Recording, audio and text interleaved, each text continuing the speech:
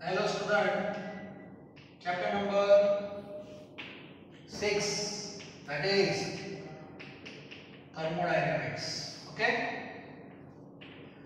thermodynamics deals with changing energy during physical or chemical process, and there are 4 types of change: delta U, delta H, delta S and delta G with 4 laws: 0th law, first law, second law and third law एक clear होना चाहिए। उसके बाद हमने एक chapter जब हम start करेंगे तो उससे पहले कुछ बेसिक टर्म्स आपको पता होने चाहिए। तो आगे जो लेक्चर 1 मैंने बेसिक टर्म्स का आपको बता दिया है, उसमें सिस्टम क्या है, types of system, open, close, isolated, then surrounding, system plus surrounding that is universe, okay, then process, conversion of system from one state to another, that is called process. How many types of process? Isothermal, isobaric, isochoric and adiabatic। और उसका मैंने last में representation भी आपको बताया था, ठीक है, तो एक क्लियर होना चाहिए। तो वहां तक हम पहुंचे हैं। आज कुछ और टर्म्स मैं आपको बता देता हूं जिससे हमारा नेक्स्ट लेक्चर जो होगा वो थर्मो का ऑफिशियल लेक्चर स्टार्ट हो जाएगा। ओके, तो हमने अब तक सिस्टम और प्रोसेस के बारे में पढ़ा है। Now number 3 that is state function. That is state function बहुत सिंपल है। स्टेट फंक्शन का मीनिंग बताएं, function depends on initial and final state of the system, not depends on path. ये बात समझ आ रही है? ऐसा कोई फंक्शन आपके सामने हो जिसका रिलेशन सिस्टम का इनिशियल स्टेट क्या है और फाइनल क्या है उस पे ही डिपेंड होता है। वो इनिशियल से फाइनल कैसे पहुंचा डजंट मैटर, और ऐसे फंक्शन को स्टेट फंक्शन बोलते हैं। नॉर्मली हमारे जो चारों एनर्जी के चेंज है, जैसे डेल्टा यू आपको पढ़ना है, डेल्टा H पढ़ना है, डेल्टा S पढ़ना है, delta G etc. all are state function and all depends on two state, initial and final, finish। कभी-कभी ऐसा होता है ना कि चलो हम एक एग्जांपल ले लीजिए, दूसरा लेते चलो। मान लो कि A फ्लैट है, ओके, और एक जमीन है, यहाँ पे कोई बॉल है, फिजिक्स का एग्जांपल है।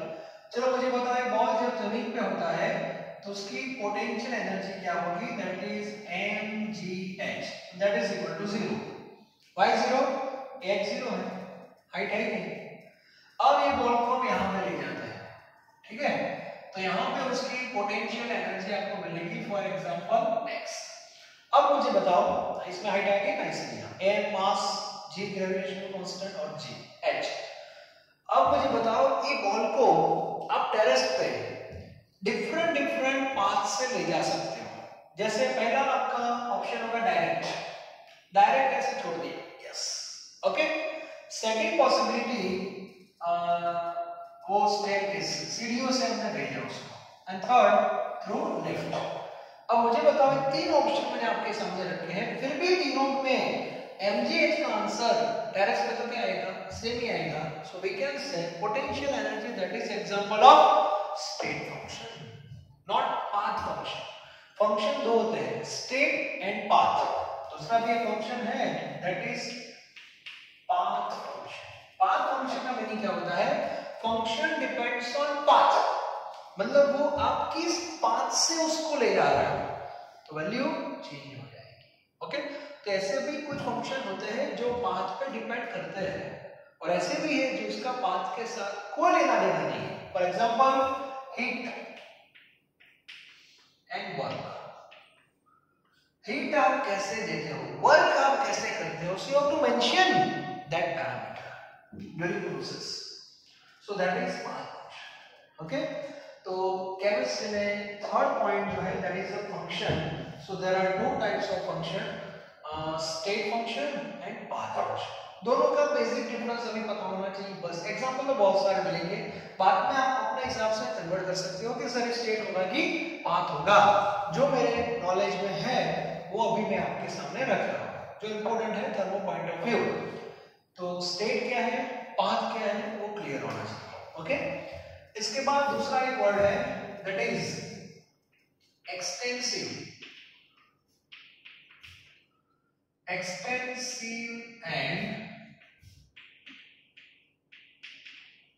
Intensive properties. Extensive and intensive properties, तो इसका मीनिंग क्या होता है? तो बहुत सिंपल है, इसमें भी दो टाइप की प्रॉपर्टी प्रॉब्लम है, extensive and intensive. Extensive property का मीनिंग होता है property depends on quantity of matter. Yes, इसका मीनिंग क्या हुआ? मैटर की क्वांटिटी चेंज होगी तो ये प्रॉपर्टी भी चेंज हो जाएगी।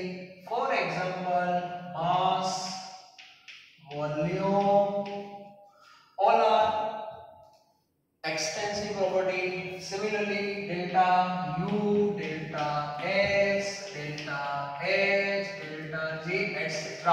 ये भी आपको पढ़ना है, ये भी एग्जांपल याद रखो। ओके, बाद में दो तीन वर्ड और पढ़ने मिलेंगे आपको, एलिवेशन, इन बॉइलिंग पॉइंट, ये सब भी पढ़ना आपको बाकी है। अब यहाँ एग्जांपल याद रखो, डिप्रेशन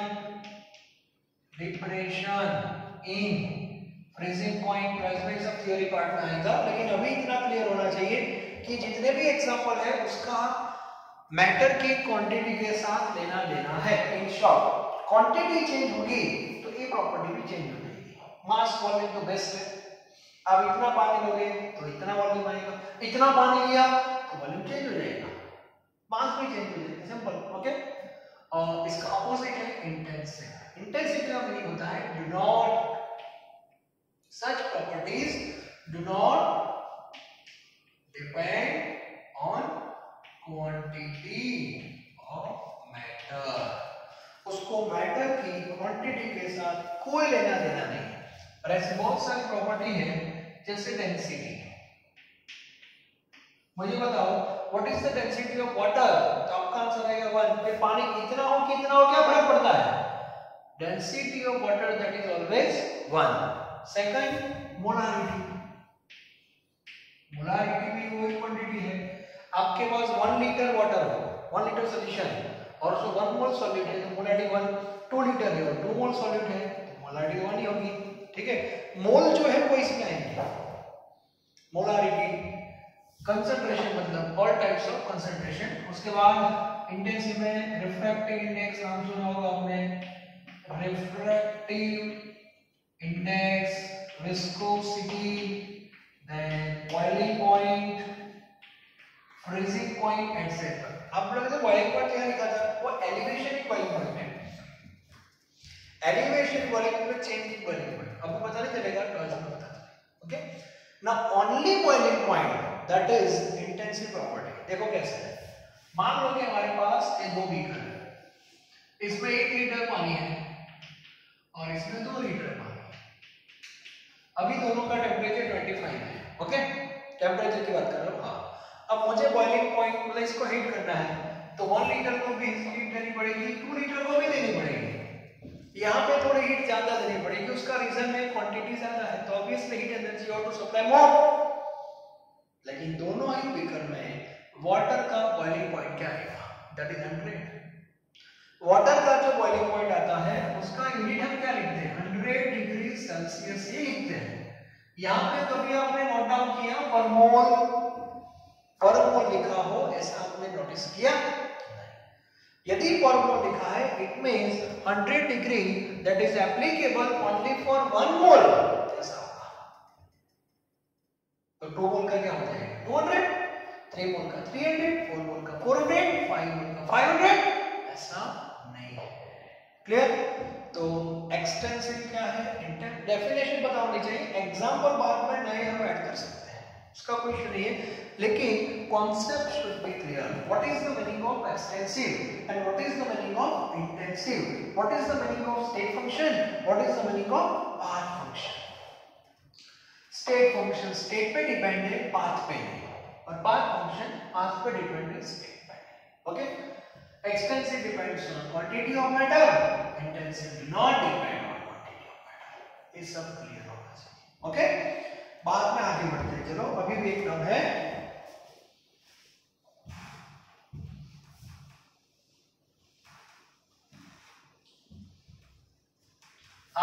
के वर्ड्स में होंगे रिवर्सिबल एंड इरिवर्सिबल प्रोसेस।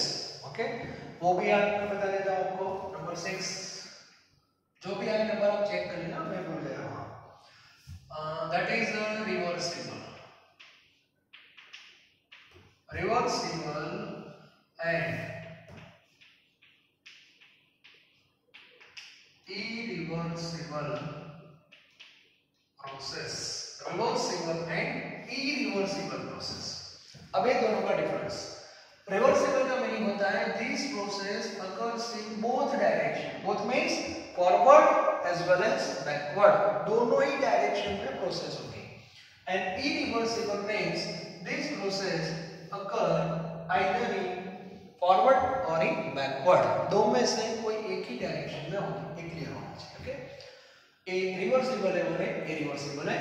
इसमें आपको एक कंडीशन मिलेगी and that is called equilibrium condition, और उसमें ऐसी कोई कंडीशन नहीं है। ओके, इक्विलिब्रियम का मीनिंग क्या होता है देखो, तो बॉटम से हम स्टार्ट करते हैं। मान लो कि आपने यहां से जर्नी स्टार्ट की और आपको इस डायरेक्शन में जाना है, तो जैसे आप जर्नी स्टार्ट करोगे यहां पहुंचे, मान लो कि आपको यहां तक जाना है, ठीक है, लेकिन आगे आप इतने बड़े 3 स्टेप, तो एक स्टेप आप वापस आ गए बिकॉज ऑफ रेजिस्टेंस, सामने से रेजिस्टेंस आ रहा है तो आपको वापस आना पड़ रहा है। फिर यहां से आप आगे बढ़ोगे 2 स्टेप आगे, फिर 1 स्टेप वापस आए, मतलब जितने स्टेप आप आगे जाओगे उसकी कंपेयर में थोड़े स्टेप आपको पीछे आना पड़ेगा। हाँ, ओवरऑल आपका जो डिस्प्लेसमेंट है वो तो फॉरवर्ड में ही रहेगा। चलो यहाँ से आप आगे बढ़े इतने स्टेप, यहाँ इतने वापस आ गए, यहाँ पे आगे बढ़े इतने स्टेप वापस आ गए, आगे बढ़े इधर आ गए। हाँ, यहाँ पहुंचने के बाद जितने स्टेप आगे गए उतने वापस, लाइक दिस। तो आपकी जो पोजीशन है वो यहाँ पे फिक्स हो जाएगी। It means displacement becomes 0। Okay, तो इक्विलिब्रियम कंडीशन है, और ऐसी कंडीशन इसमें आपको मिलेगी किस प्रोसेस में? रिवर्सिबल। वो देखेंगे हम डिटेल में। ओके, इक्विलिब्रियम का पूरा चैप्टर है, टेंशन मत लो, लेकिन रिवर्सिबल क्या है वो पहले क्लियर होना चाहिए। ओके, बाद में रिवर्सिबल प्रोसेस जो होती है वो स्लो होती है और ये प्रोसेस जो होती है वो फास्ट। नवरात्रि में जो आपके पापा मम्मी थे, सीनियर सिटीजन जिसको बोलते हैं, उनकी गरबा की स्टाइल कैसी थी सबको पता है। बस ऐसे वो लोग आगे ही जाते थे, ऐसे ऐसे करते करते करते बस आगे ही जाते थे, पीछे आते ही नहीं थे। That is irreversible process. और अभी जो नई जनरेशन है आप लोग, वो गरबा कैसे करते हो? ऐसे 5 स्टेप आगे जाएंगे, 2 स्टेप पीछे आएंगे। अब मुझे बताओ, 5 स्टेप आगे गए, 2 स्टेप वापस आए, तो ओवरऑल 3 स्टेप आपके फॉरवर्ड में हो गए। फिर आप आगे जाओगे, फिर पीछे आओगे, आगे जाओगे, पीछे आओगे। तो मुझे बताओ, सर्कल कंप्लीट होने में टाइम इसमें ज्यादा लगेगा। मतलब प्रोसेस क्या हो गई? स्लो। और एक फास्ट हो गई, तो यहां पे मोर टाइम रिक्वायर्ड, और यहां पे लेस टाइम रिक्वायर्ड। एक थोड़े कॉन्सेप्ट क्लियर होने चाहिए। ओके, यहां पे आपको वर्क ज्यादा करना पड़ेगा क्योंकि सामने रेजिस्टेंस आ रहा है। यहां पे जो वर्क होगा वो वर्क थोड़ा कम होगा। It means W reversible greater than W irreversible. ये थोड़ा आपको आइडिया होना चाहिए। अभी ये सब ऐसे पॉइंट्स है बस, क्लियर? तो इतने टर्म्स जो है वो थर्मो के बेसिक टर्म है। मतलब कोई भी थ्योरी इन फ्यूचर आप पढ़ोगे तो ये सारे वर्ड जो है, टर्म्स जो है, सिस्टम, सराउंडिंग, आइसोथर्मल, ये वर्ड आपके सामने आएंगे थ्योरी में। ऐसा वर्ड तब पता चलना चाहिए कि हाँ इसका मीनिंग ऐसा होता है, और थर्मो में बहुत इंपॉर्टेंट है। क्लियर? तो थर्मो के जो बेसिक टर्म्स थे वो यहाँ पे मैंने आपको कंप्लीट करवा दिए हैं। अब थर्मो में बेसिकली आपको पढ़ना क्या है? तो थर्मो में मैंने आपको बताया था चेंज इन एनर्जी पढ़ना है। उससे पहले एक सिंपल मैं आपको लो बता देता हूं, that is zeroth law of thermodynamics। Text book में पता नहीं है कि नहीं बुक में zeroth law of thermodynamics। और ये जो आपको पढ़ना है तो सबसे पहले टेम्परेचर के बारे में आपको पता होना चाहिए। What is the meaning of temperature? So all of you, आगे भी मैंने आपको बताया था, temperature indicates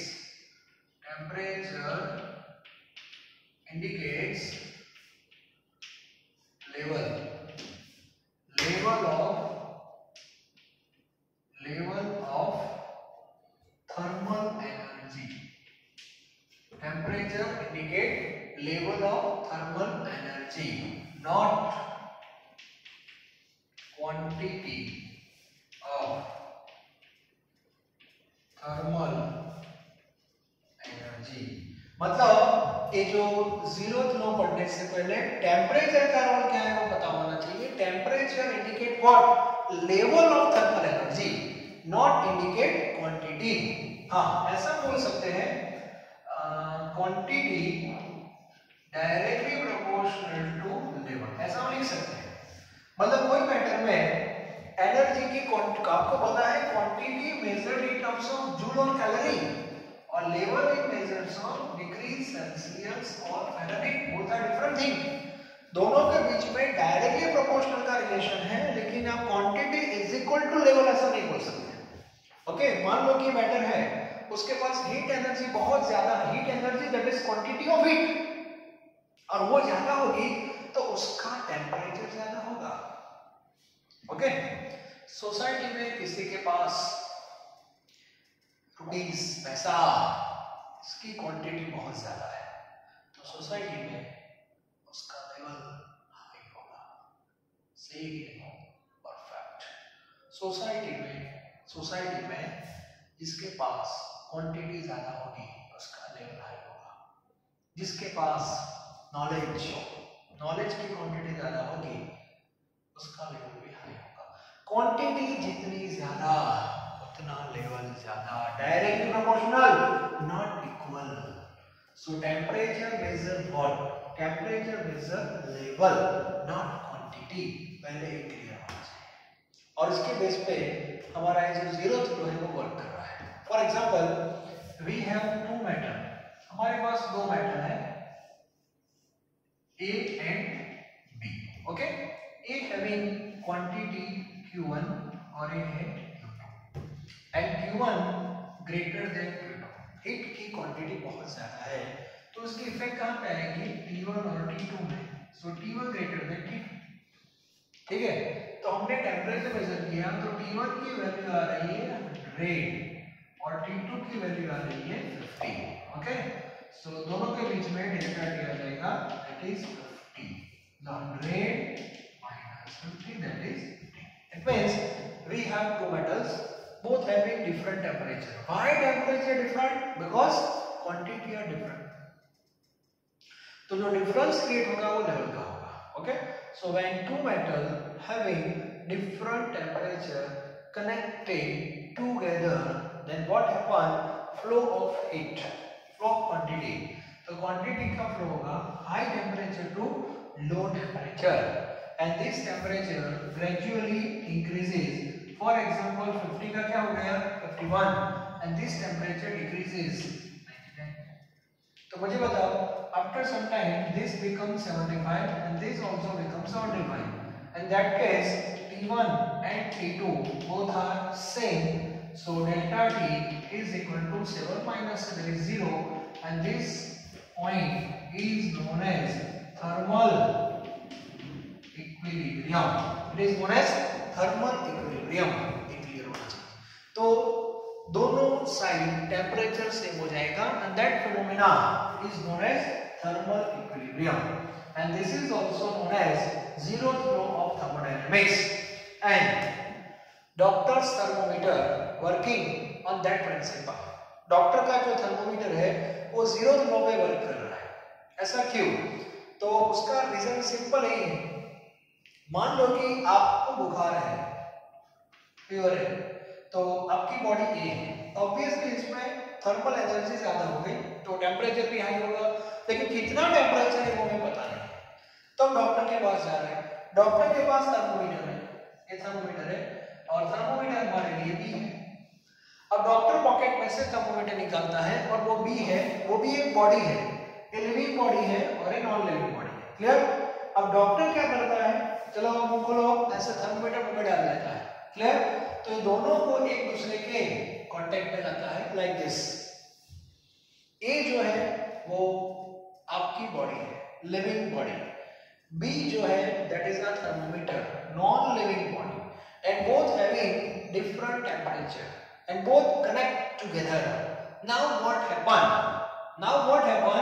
Flow of heat from high temperature to low temperature. तो आपकी बॉडी में से थर्मल एनर्जी है वो ट्रांसफर होगी और किसकी बॉडी में जाएगी? थर्मोमीटर की बॉडी में जाएगी। तो थर्मोमीटर की बॉडी का जो टेम्परेचर है मर्क्यूरी उसमें फिल अप होता है वो आगे बढ़ेगा। And we know after some time what happened? After some time, equilibrium condition established. In that case, both body having same temperature. तो यहाँ भी ऐसा ही होगा। आपको पता है डॉक्टर 1 मिनट तक वेट करता है, वो किसकी वेट करता है? इक्विलिब्रियम कंडीशन की वेट कर रहा है। और जैसे वो कंडीशन आ जाती है, मुंह में से थर्मोमीटर बाहर ले लेते हैं और देखते हैं रीडिंग किसका देखते हैं? थर्मोमीटर का देखते हैं। और थर्मोमीटर का जो टेम्परेचर होगा वही टेम्परेचर आपकी बॉडी का हो जाता है। सही कि नहीं? So this is zeroth law of thermodynamics। तो ये आपको पता होना चाहिए। तो थर्मोडायनेमिक्स में सबसे पहले टेम्परेचर और थर्मल एनर्जी ये दोनों के बीच का रिलेशन आपको पहले पता होना चाहिए, तभी हम थर्मो में आगे जा सकते हैं। तो थर्मो के जो बेसिक टर्म्स जो थे टेक्स्ट बुक में आप पढ़ोगे कुछ पता नहीं चलेगा, लेकिन मैंने चैप्टर को पूरा डिवाइड करके रखा हुआ है। तो थर्मो के जो बेसिक टर्म्स थे वो मैंने आपको बता दिए। ओके, अब थर्मो में हमें पढ़ना क्या है वो मैंने फर्स्ट डे आपको बता दिया था। थर्मो में हमें 4 टाइप्स के चेंज पढ़ते हैं। अब फिर से एक बार मैं आपको बता दूं, मान लो कि ये फ्लैट है, इसमें ये जो ग्राउंड फ्लोर है वहां पे यू होता है, you means internal energy. First floor पे एंथैल्पी होती है, सेकंड फ्लोर पे एंट्रोपी होती है और थर्ड फ्लोर पे फ्री एनर्जी होती है। क्लियर? तो एक्चुअली ये हमारा थर्मो है। अब आपको भी पता है जब अर्थक्वेक आ रहा है, मान लो कि इफेक्ट आ रही है, तो सबसे पहले इफेक्ट किस फ्लोर को होगी? तो इसको होगी। अब इसको इफेक्ट होगी तो इसको भी होगी, इसको भी होगी, सबको होगी। तो मेरा पॉइंट ये है कि इफेक्ट सबको होती है because all are connected to one another. तो वैसे ही हाँ सब कनेक्टेड है, लेकिन हमें पढ़ना कैसे होता है? इंडिविजुअली। यस, पहले हमें पढ़ेंगे change in internal energy, change in enthalpy, दोनों के बीच में कोई रिलेशन है तो वो भी पढ़ेंगे बीच में, चेंज इन एंट्रोपी और चेंज इन फ्री एनर्जी। इस बेस पे पूरा चैप्टर हमारा कंप्लीट होने वाला है। ओके, तो हमारे पास क्या होगी? सिस्टम होगी। सिस्टम को हम प्रोसेस में ले जाएंगे। सिस्टम के पास याद रखना, मान लो कि ये सिस्टम है, ये सिस्टम है, non living chopstick, that is next system. Okay, ये जो चॉपस्टिक है इसके पास इंटरनल एनर्जी भी है, हम मेजर नहीं कर सकते लेकिन है, इंटरनल है, एंथैल्पी है, एंट्रोपी है और फ्री एनर्जी भी है, हम मेजर नहीं कर सकते अभी। बाद में चॉपस्टिक है वो कोई प्रोसेस में इन्वॉल्व होगी, आइदर फिजिकल और इनकेमिकल, और जैसे ही वो प्रोसेस में इन्वॉल्व होगी, आगे जो मैंने आपको 4 चेंज बताए थे, अब सिस्टम का नया स्टेट आ जाएगा यहाँ पे। तो यहाँ जो इंटरनल थी और यहाँ पे जो इंटरनल थी उसमें वेरिएशन आएगा, that is change. Yes, enthalpy में भी वेरिएशन आएगा, एंट्रोपी में भी वेरिएशन आएगा, फ्री एनर्जी में भी वेरिएशन आएगा। जब आइस से वाटर बनता है, मान लो कि ये आइस है, आइस के पास ये चारों एनर्जी है, आइस के पास चारों एनर्जी है, U1, H1, S1 और G1, मेजर नहीं कर सकते है। और ये आइस वाटर बनता है कि नहीं? तो जब वाटर बनता है तो ये चारों की वैल्यू चेंज हो जाएगी, U2, H2, S2 और G2। समझ आ रही है? और ये होगा चेंज। ये चेंज कैसे? U2 minus E1, H2 minus, finish. पढ़ेंगे देखो, मैं एक सिंपल एग्जांपल दे रहा हूँ। मतलब कोई भी सिस्टम जब प्रोसेस में इन्वॉल्व होगी तो एनर्जी का चेंज होगा, और एक चेंज नहीं, चारों का चेंज होगा। लेकिन हमें पढ़ना कैसे है? इंडिविजुअल। बात समझ आ रही है? पहले हम चेंज इन इंटरनल एनर्जी पढ़ेंगे, that is delta U. Delta U हुआ मतलब डेल्टा एच भी होता है, लेकिन वो बाद में पढ़ेंगे, सब एक साथ नहीं, ठीक है? तो नेक्स्ट लेक्चर से हम इंटरनल एनर्जी स्टार्ट कर रहे हैं। What is the meaning of internal energy? जब कोई सिस्टम फिजिकल और केमिकल में इन्वॉल्व होगी तो इंटरनल में कौन कौन से चेंज आते हैं वो सब हम देखेंगे। ओके, तो ऑफिशियली नेक्स्ट लेक्चर से हमारा थर्मो स्टार्ट हो रहा है, लेकिन उससे पहले सबको ये सब पता होना चाहिए, वर्ड जो है वो पहले क्लियर होना चाहिए। Okay, so thank you very very much.